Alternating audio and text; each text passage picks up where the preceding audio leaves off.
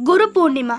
గురువు అంటే బ్రహ్మ, విష్ణు, మహేశ్వరులు ఒకటే జన్మించిన రూపం. అంటే సాక్షాత్తు పరబ్రహ్మ స్వరూపమే గురువు.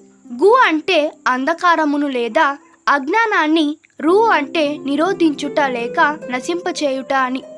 గురువు అంటే అజ్ఞానాన్ని నశింపచేయువారు అని అర్థము.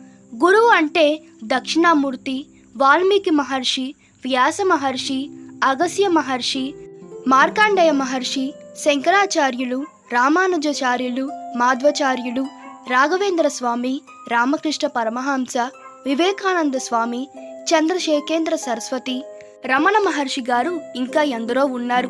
అలాంటి వారు గురువులు. విద్య వికాసానికి మూలం. తమసు తొలగించి జీవన ఉషస్సు కలిగించి శాశ్వతమైన తేజస్సు అందించేది విద్య. మాయ, అవిద్యలు మనిషిని ఆవరించి ఉంటాయి. వాటి వల్ల జన్మ మృత్యుంజర వ్యాధులు ఏర్పడతాయి. చిత్త భ్రమ విభ్రాంతులు సంభవిస్తాయి. అలాంటి వాటిని తన జ్ఞానకాంతులతో పారదొల్లే దివ్య చైతన్య స్ఫూర్తి గురువు.